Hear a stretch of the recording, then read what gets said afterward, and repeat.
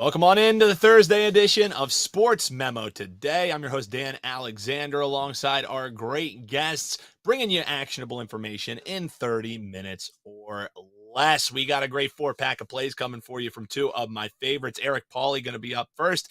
He's going to be taking a look at an NFL semi-future, looking towards the draft, and he's also got a play in some MLB action going today. Looking at my Phils. I'm always intrigued seeing what he's thinking there. And then we got JM Sports, my man Jeff Michaels coming on. He's going to be looking all NBA playoffs for you. Looking forward to that as well. So let's get right into it. Welcome in Eric Pauly, our man over with the Gold Sheet and here on SportsMemo.com. Always a pleasure, my guy. And right before we came on, I don't know if it's confirmed or anything yet, but it's looking like your Washington Commanders might just have a guy who we know well, Josh Harris, as a owner of the Commanders, as Dan Snyder's selling. So I haven't seen anything confirmed, but it's reported. So I don't know. What do you think about a Philly guy who now owns the Devils and the Commanders and the Sixers being the head of the team? Yeah. So the second guest of today's show, Jeff Michaels, just tagged me in a tweet that Pat McAfee broke it on the show that Dan Snyder's agreed to sell the Commanders for $6 billion to the group, like you said, led by Josh Harris. I was a huge advocate for Bezos buying Washington, but after those reports came out yesterday that he was never going to officially submit the bid, obviously that put that to rest. But now I am seeing things trickling in on my timeline, TMZ, of course, the Pat McAfee show, that this has happened. And my only concern, or my biggest concern, is just that whoever has bought the team now, clearly Josh Harris, build a stadium directly in Washington, D.C. for everybody's sake. Nobody likes going to Landover. D.C. is a top 5 market in the entire United States. Let's rebuild this thing, and this actually gets me very, very excited. So congratulations to the Harris Group. If you need a new investor, I'll hop in, but looks like they got the deal going. Yeah, and I will say, Josh Harris and the Harris ownership group decided that they're going to build a Sixers stadium, like in the financial or in the fashion district in Philadelphia. So they're all about making brand new stadiums, even when people don't want them. So the fan base does want them. I think that might be at the top of the list for them. We actually will be talking Commanders here in just a few moments, but let's start with my Philadelphia Phillies. You think a pitcher might not be stacking up the K's here today in baseball action. What are we eyeing here, Eric? Yeah, so I'm looking at Bailey Falter, starter for the Phillies, going tonight on the road in Cincinnati. I like him to go under 4.5 strikeouts for today's game. I'm actually a big Falter fan. He's actually already burned me his first start. I had him over strikeouts. He went under in that first strike and that first matchup. And his last start was against the same Cincinnati Reds team. And he only racked up 2 Ks in that matchup, and now he has to face them in Cincinnati. I don't think he can get to that number of 5. Again, Falter is a good pitcher, but throughout his short MLB career, he's just simply not a strikeout pitcher. Last year, he was well below the league average in strikeouts percentage. He's already on pace to be below that so far this season. Only 5 Ks in 2 outings so far this year. And while they were both actually great outings, the issue was not locking in the strikeouts. It's a little bit concerning simply because the Reds, they have a 24.1% K rate against left-handed pitching, and their K rate at home is decently high. But I think that number is a little bit inflated because, of course, they had to go against Strider yesterday, who rung up a bunch of them. And Falter, again, no knock on him. Great pitcher. I think the Phillies actually are alive as a dog tonight 100%. But racking up 5 Ks against a lineup that already has seen him one time and knows him, I don't think he's able to do that. He's just not a strikeout kind of guy. Not a strikeout kind of guy, and only -110 for Bailey Falter under the 4.5 Ks there. That's Eric Pauly. Check him out at sportsmemo.com, and also check out goldsheet.com. Making great content over there day after day. All right, we already talked a little bit of Commanders, but you think you might even have a little hone in on who they might be going in the first round? Do we think Josh Harris is an O lineman kind of guy? What are we eyeing here? So the thing to consider, so first things first, speaking of the Gold Sheet, is today I'm actually, after the show, finalizing an article basically outlining the do's and don'ts of betting on the NFL draft. Sports betting is fully an information-driven business, but there's nothing more information-driven and the way to make money than knowing instead of guessing on things like betting on drafts, obviously including the NFL draft. So that is going to drop later today. Definitely take a look at that because the number one thing betting on the draft is information.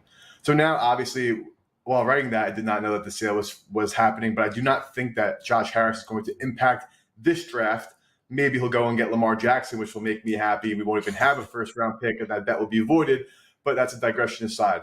Assuming Washington stays put at 16 or even does trade back, I'm going with a plus money bet that Washington is going to select an offensive lineman with their first selection in the draft, meaning they could sit tight at 16, they could trade down, or they could down later in the first round, or even out of the first round. Doesn't matter to me as long as the first player they draft is an offensive lineman. Looking at Ron Rivera's history, now, again, going back, information is the biggest thing. And while I don't have any sources on this, this is sort of a field play based on Ron Rivera's drafting history. So a lot of talk about Bijan Robinson because Rivera has drafted running backs highly before. I don't think that that's likely. A lot of talk about cornerback, which is actually the favorite to get selected first. But given how deep this draft is at cornerback and how important or how apparent, I should say, our issues on the offensive line are, I think Washington is much more likely to select a stalwart lineman in the first round and wait to select a cornerback later in the draft because they have had success with their current starting quarterback, Benjamin St-Juste, fifth-round pick a couple of years back, as well as some other safeties that we've selected who have turned up like Cam Curl, Derek Forrest. Those were seventh and fifth-round players, if I'm not mistaken. So I think knowing how big of a need we have at O-lineman, we signed Andrew Wiley, who was a stopgap. Sam Cosmi, second-round pick a couple of years ago, has not panned out. Then we have Charles Leno, who's obviously on the back nine of his career. We need a stalwart left tackle for whoever Josh Harris wants to be our quarterback moving forward. I'll take the plus money on the Commanders' first pick being a lineman. Whew, and you have done quite well with the future plays here, giving them out for free on Sports Memo Today. Eric, let folks know, you mentioned one of the articles that you have going over there at Gold Sheet. Great content over there each and every day from some of the best experts in the business, alongside yourself, of course. What else are they going to find over at goldsheet.com?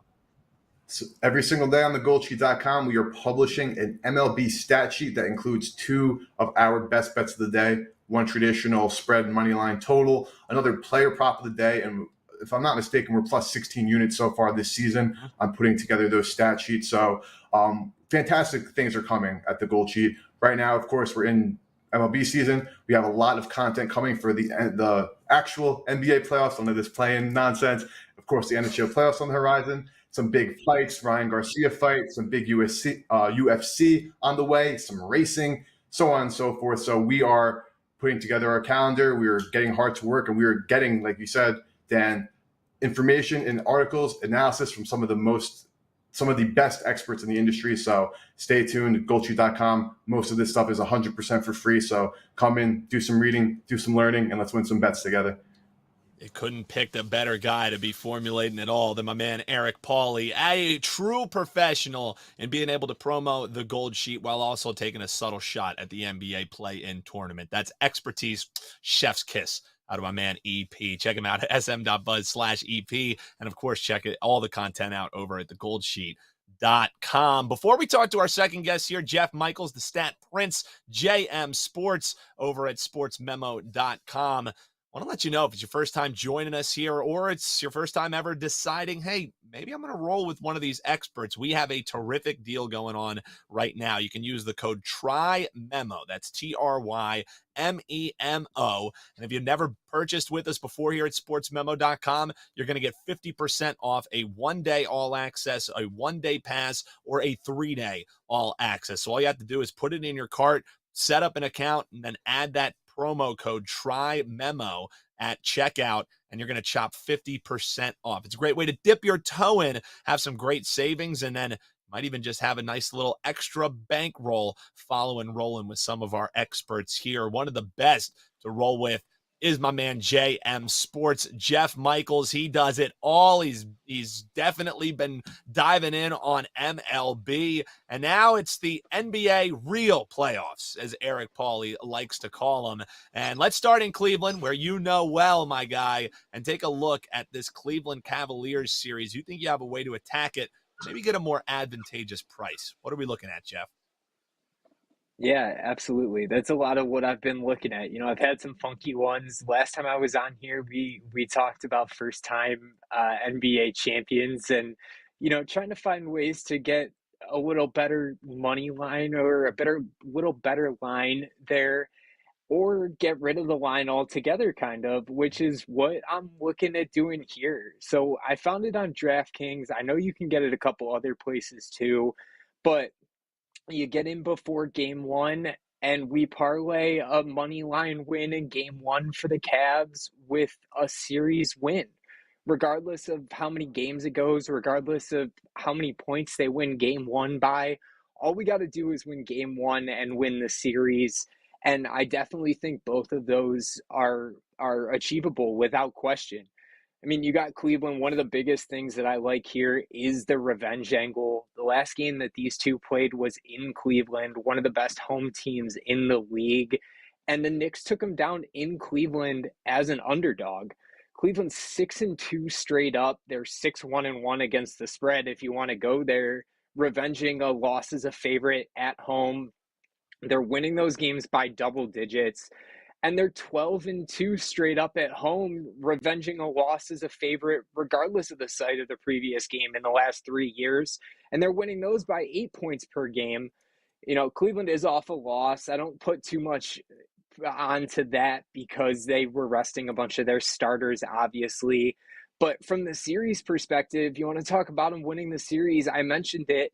They're one of the best home teams. And right now, this may be the only series that it happens, but right now they have home court advantage. And I think that that's going to be big. You know, even if they lose one game at home, potentially, it could go to a 7-game. But the other thing that I'm looking at here is Brandon Ingram is questionable for game one. So I don't know if I love Cleveland laying almost 6 points, but the fact that we could very well not see Brandon Ingram in game one, because who would risk him for game one in a 7-game series if he's not at 100%? You know, this series could potentially go 5 games. I was looking at the over in the series total too, but over 5.5 games, you're laying minus 180. So I figured not worry about how many games it takes. I do think Cleveland wins at least 3 of their home games. And if the situation came down to that, I think they get 1 on the road. I do think they win this series in probably 6 or 7, but we could be looking at 5 if Randall's out longer than a game. Looking at making a nice price on Cleveland, taking advantage of that home court there. I love that. A little creative way to get that price down a little bit, only minus 115 if you throw those together over at DraftKings. You also have a player prop for us. But before we get to that, I want you to strut your stuff a little bit, because way back when you came on and you were like, hey, I have another one that's kind of off the board here. And it was talking and trying to take an NBA team to win a title for the first time. So really what you were hoping was we were going to have a lot of teams who haven't won an NBA title here in this tournament. And I don't know, we're looking pretty good. I think we're getting close to having about a 25% chance at getting that done here as the playoffs kick off, right? Yeah, I did. I said something to you yesterday because it caught my attention. If OKC does not take the 8 seed out of this play-in tournament, then you're guaranteed a 25% chance to have a first-time champ, because coming out of the West, you would have the 1, the 8, and the 4 and the 5 who would play in the semis would be all first-time champs if we get Minnesota coming out of this play-in game. But, I think it's a good point to be made, because I like these funky ones, like you said, Dan. But, if you like any of these teams, I do like a little bit of a cushion especially when you still get a good price. You get the Nuggets, you get the Grizzlies, you get the Suns, the Clippers, and it would be Minnesota with an 8 seed, and you get Brooklyn, as a one-off in the East. So if you like any of those teams and you want a little bit of a cushion, don't know, I wouldn't always jump on the first thing. I would take a look and look around, because some of these funky ones, apply to conferences or apply to divisions and give you a little bit of an extra cushion, but still getting plus 200 money at this point. Yeah, I love it, and loved the breakdown. Then love it even more as we get closer and closer to cashing that one. I love when we get the future plays, because it reminds people it always pays to watch live here on Sports Memo TV. Check us out every Tuesday and Thursday on Sports Memo Today. All right, you got one more for him, and you're taking a look towards Pat Williams. And no, not the 80-year-old co-founder of the Orlando Magic. You're looking at the all-star rookie power forward on your Chicago Bulls. So how are we going to be betting him? Yeah, the last look at the play-in games, like we said, but I think Pat Williams has the matchup here. If you watch that Miami game against Atlanta, that inside for Miami, outside of Bam Adebayo, was non-existent. I mean, I am a Kevin Love fan to some extent, but him and Cody Zeller, I believe, combined for 7 minutes on the court in that game. And those are the only two guys that were listed as power forwards or centers that got into the game, really. So that middle was solely based around Adebayo. And I think Vucevic comes out and, can potentially put a body up on Adebayo, but that leaves the opportunity for other guys to get the rebounds, and he can score, especially against a second unit. So I'm looking over 11 and a half points and rebounds combined. He's gone over his points number in 5 out of the last 7 and 5 out of the last 7 road games. But you look at those last couple road games, and that's why I did decide to throw in this rebound number. I am a fan. His points number is at 8.5 right now, too, I believe. I would look there because he's had double-digit points in 5 of the last 7. But 2 out of his last 3 road games, he's had 6+ rebounds, too. So I think he gets some rebounds when he could potentially be out there with Vucevic on Adebayo, where, Vucevic kind of just has to put that body into him and box him out, which opens up the door for other guys to get the boards. And I think he benefits from potentially playing the center position in a second unit where, who knows who he could be on. He could be on a Kevin Love, who's almost 35 at this point, I believe. And so Cody Zeller's up there too. So not much competition in the second unit in the paint. And, like I said, there is a matchup in the middle now. So he gets an opportunity with the first unit. He could put up some points and rebounds here. So I like over 11 and a half points and rebounds in that last play-in game tomorrow. sm.buzz/JMS is where you can find my man Jeff Michaels. And we got MLB action going today, the NBA play-in going down, and then we got the playoffs right around the corner. So what's going to be locked and loaded over at your page at sportsmemo.com? Yeah, we actually hit our first 5% MLB game of the season yesterday. So that was a nice win, went 2-0. But today, actually have 3 plays on the diamond. Just put up a play for a play-in game, actually in that Chicago game. Not that Pat Williams play officially yet, but it is in that game. So we got some play-in locked and loaded. And I will more than likely have some series action up before the actual playoffs start this weekend. So looking forward to it. Love it, Jeff. And make sure you take advantage of that Try Memo promo code. Use it at checkout. Take 50% off your first 1-day or 3-day first-time purchase here at sportsmemo.com.